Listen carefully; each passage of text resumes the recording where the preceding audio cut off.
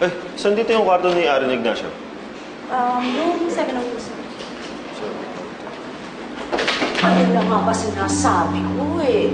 Diba? Gusto mo lang makita yung mag-inis. Sisilipin ko lang naman yung anak ko. Oo, sisilipin. Talagang gusto mo ng sakit sa katawan eh, no? Hindi pa natin tapos bayaran yung multa mo. Eh, hindi naman ako lalabag din sa pinag-usapan niyo. Basta sisilip lang ako. Silip! Ikaw talaga, naghahanap ka talaga ng sakit sa katawan, ano? Bahala ka sa buhay mo!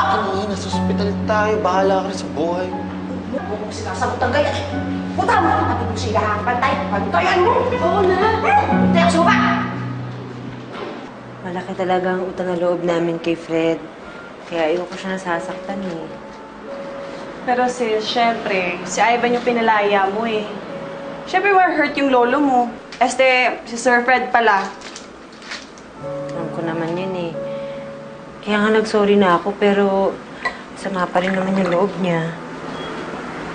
Ano naman yung mangyayari sa adoption? Mahal.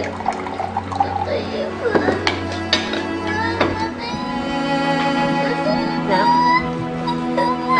Anak, gising. Anak, gising, anak.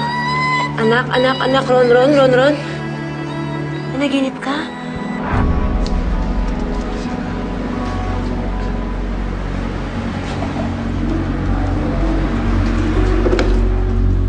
Anak, nanaginip ka ha? Bakit ka umiiyak?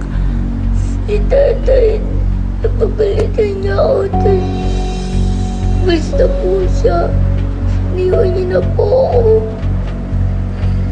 Totoo yung panaginip mo ha? Hindi yung totoo. Kuya! Ano ka ba? Sabi mo sa akin, sa isilip ka lang. Naiyak si Ron eh. Halika na. Halika na. Alam mo, baka tapas natin dito eh.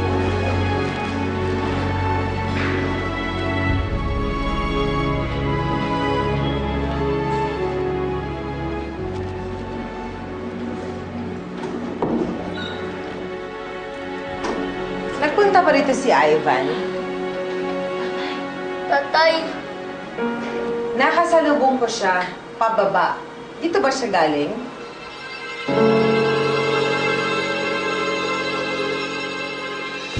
puntahan po natin. Kakausapin ko po siya. Ako na.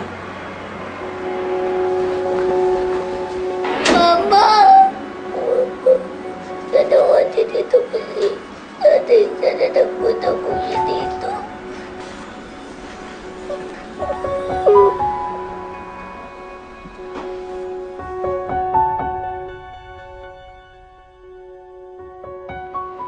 Nay! Oo. Ano? Ano? Sabihin mo, anong napala mo sa pinagagagawa mo, ha? Ay, nako, Nay. Eh, hindi lang pala sakitan yung anak na ito ni Kuya eh. Iyakin pa. Ay, may pinagmanahan. Yung nanay niyang malas. Iyakin pa, di ba? Ang iya naman na eh. Dami niyo pang sinabi. Eh, bakit? Hindi ba totoo? Ha? Eh, yun nga kasi, di ba? Paawa. Yun ang style niya, bulok. Ay, naku, nagugutom na ako. Halika na rito, pakainin mo ako. Ano ba ginagawa mo sa taas? Sa tagal-tagal mo? Hoy, dali mo, nagugutom na ako.